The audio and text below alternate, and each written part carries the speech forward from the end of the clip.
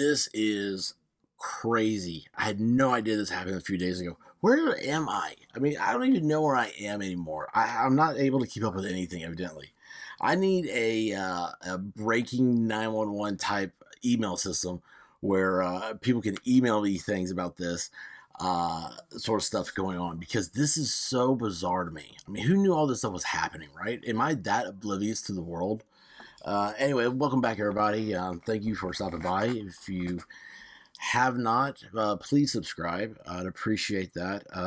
Just because I'm trying to build numbers right now. I'm being honest with you. I've got to get to 1,000. 1,000 of y'all, beautiful people. And we're going to have a good time on the way. We're going to have a good time all the time. So, but right now, we're going to go over this weird thing. I've not read this article. I've read enough in the other article, like other stuff, to just know that you guys had to get this. A woman went missing while camping. Then her husband confessed to her brutal murder. Joseph Ferlazzo, 41, pleaded not guilty to murdering his wife, Emily, 22. After he told police he shot and dismembered her while on vacation in Vermont. What? Yeah, I shot the bitch. I cut her up. Cut her up real good, small pieces. But I'm not guilty. Nope, not guilty at all. What? Before I'm going any further, what pops in your mind? Is it like, oh, does he think that she deserved it? She wanted to die? Something stupid, crazy like that? Guess what? That's not what not guilty means. Not guilty means that you did not kill that person. You're not guilty of the charges that are being presented to you. So it's like, you're being charged today with X, Y, and Z. How do you plead? Not guilty, not guilty, not guilty. Wow. I killed her. Chopped her up, my butcher knife.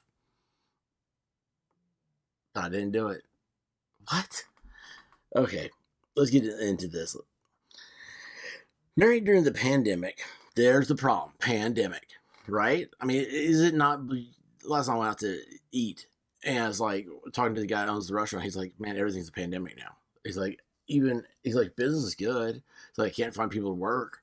But everything is pandemic. It's like the weirdest thing.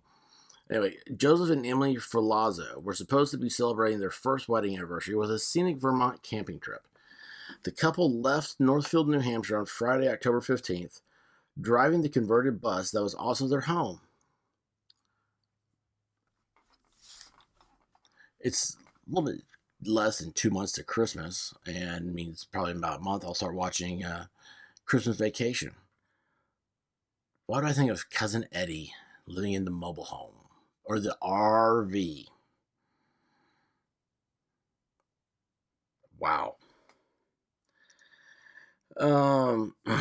Which they lived in on Emily's parents' property. That's like Doodah, Brian Laundrie. And can you imagine? Right?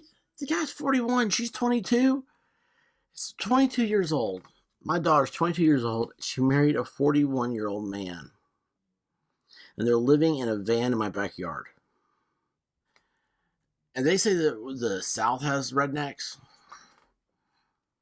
Wow. This is New Hampshire. This is a whole different kind of weirdness for me. I need to go to New Hampshire. I've never been. I need to go before it goes crazy. Oh, let's see here. So they're celebrating the first wedding anniversary with a camping trip. They left Northfield, driving the converted bus was also their home, which they lived on Emily's parents. They traveled a little more than 2 hours to Bolton, Vermont, a rural town in the western foothills of the Green Mountains, 30 miles east of Burlington and the shores of Lake Champlain. Joseph's sister and her boyfriend had rented an Airbnb nearby. But on Monday, October 18th, what was the date on they went? October 15th. October 18th, Joseph returned home without Emily. He told her parents they got into an argument in a parking lot on Saturday, and he said he'd restrained her when she tried to leave, and she kicked him in the groin. After that, he told her parents he'd left to go to the store, and Emily had told him she was going to get an Uber back to New Hampshire. That's the last he'd heard of her. Well, at least he's got a better story so far than Brian Laundrie did. Oh my gosh, look at that dude. There's something about nose rings. I mean, here's the thing. If you have a nose ring, that's cool. I'm not picking on you. But I've always wondered, when I see a nose ring, what happens when you blow your nose? Does stuff fly out that hole? Meanwhile, Joseph drove his red Jeep Wrangler back to Vermont just past midnight on October 19th. According to Vermont police officer affidavit, someone named Spencer Lemons called 911 saying Joseph had just confessed to killing his wife. Lemons, whose relationship to Joseph has not been specified, said he'd been giving Joseph a ride to his camper, which was parked at a residence in the town of St. Albans, Vermont, around an hour northwest of Bolton, where Emily and Joseph had been staying.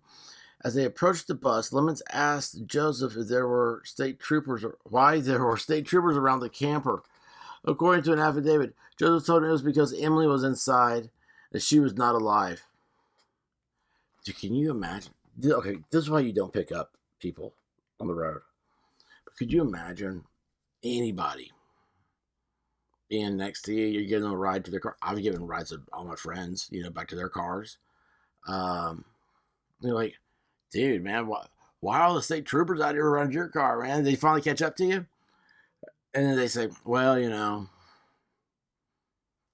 girl's inside, dead. I've got a dead hooker in the trunk. Holy cow. As they approached the bus, they asked about whether state troopers around the camper. According to an affidavit, because Emily's invited, Lemons asked if he'd killed her, and Joseph replied, yes. At that point, Lemons said he kicked Joseph out of his car and called the cops. No, why wouldn't you just drive up to the stupid thing, the camper, and hand him over to the state troopers? Huh. Both men left the area, and officers found Joseph later at a nearby gas station. What the hell? Under police questioning on Tuesday, October 19th, Joseph revealed the trip had not been the peaceful fall getaway it may have appeared to be. He said after they arrived in Bolton, he and Emily had started to argue. According to his statement, which was released as part of a criminal complaint against him, they spent some time with his sister and her boyfriend before returning to their camper that night and continuing to fight. He said she punched and kicked him in the arm and groin during the altercation. After things calmed down, Emily laid down on the bed in the camper. Joseph told cops she laid there 5 to 10 minutes. Then he grabbed a Glock handgun from a cabinet, jumped on top of her, and fired 2 shots into her head. Holy jeez. Oh, this guy's crazy. This guy's he's probably killed somebody before. He's probably part of these people you find all these dead bodies since, the Brian Laundrie deal. Like, they found 9 bodies laying around, various parts of the United States. So this guy's probably responsible for some of them. He jumps on her and shoots her point blank in the head. Not once, but twice. Holy cow. According to Joseph's statement to police, after he shot her, he panicked. He put a garbage bag over her head to collect the blood and moved her into the camper's bathroom. He left her there while he went to breakfast with his sister and her boyfriend. You ever notice that all these things, it seems like these people go out and get something to eat? Like, they kill somebody and then they get something to eat. I'm thinking that maybe these people aren't eating enough. Maybe you ought to just keep some Pop-Tarts around or something. So you get into an argument and be like, you know what? A Snickers bar, right? Snickers, you're not yourself because you're hungry. You need a Snickers. Wow. He left her. They went to breakfast with his sister and her, where tourists can visit the original Ben & Jerry's ice cream factory. After breakfast, he moved the camper to a friend's house in St. Albans and dismembered her body. He didn't panic. He panicked because he realized he had to go to his sister for breakfast. He's like, "Oh, I didn't check the time before I shot her." Oh my gosh. He told her he cut off her hands, feet, legs, and head using a handsaw. Oh my gosh. Once finished, he put the body parts in garbage bags and left them in a camper. Police found 8 bags in the camper. This guy watches Dexter. I bet you. Oh.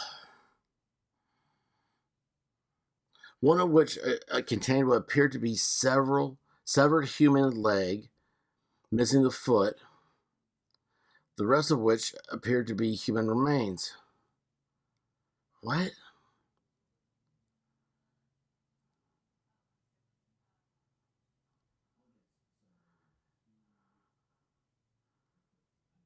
What? I don't understand that. There's a bag, a garbage bag, with what appears to be a severed leg, but it's missing a foot. The other 7 garbage bags appear to be human remains. What? The case has some parallels to the high-profile case of Gabby Patito, which started out as a search for a missing person after Petito's fiance, Brian Laundrie, returned from a road trip in a converted van without her at the beginning of September. Petito was found strangled to death near a Wyoming campground weeks later. Laundrie is considered a person of interest in her death. We don't even know what's going on with that thing anymore. They're going to cremate him, but yet the pathologist has the body. They evidently have now found more human remains. That's a whole nother mess. After police video surfaced showing Petito crying in the back of a patrol car following a physical altercation with Laundrie, the case drew attention for national domestic violence. Yes, okay, domestic violence. Rolling Stone's there to help.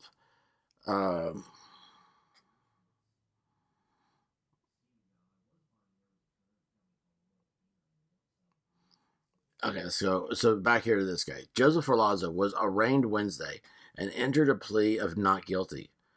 When Rolling Stone reached out to the defense attorney assigned to Ferlazzo to comment, Defender General Matthew Valeri replied, Mr. Ferlazzo is innocent as a matter of law with a full panoply of statutory and constitutional rights. Panoply? Panoply?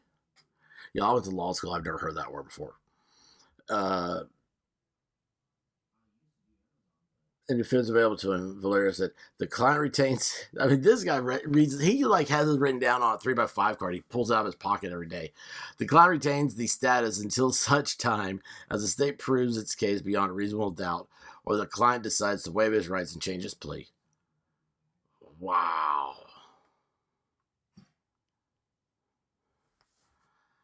Wow. That is,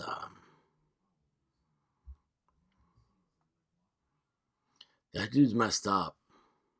I mean, this girl, she's very hippie. You can tell this. From Vermont, right? She votes for Bernie Sanders. This guy, this is what the eyes look like of somebody who has shot a girl in the head twice, went to eat breakfast, came back, and cut her into 8 garbage bags full of pieces.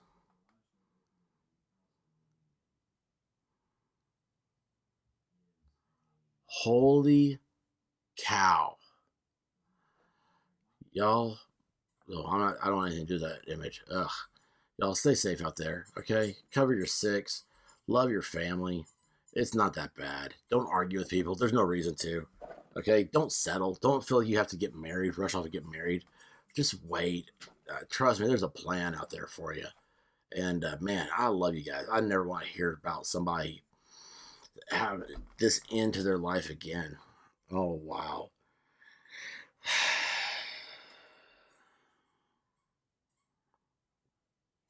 Wow. Guys, be safe. And until next time, chill out.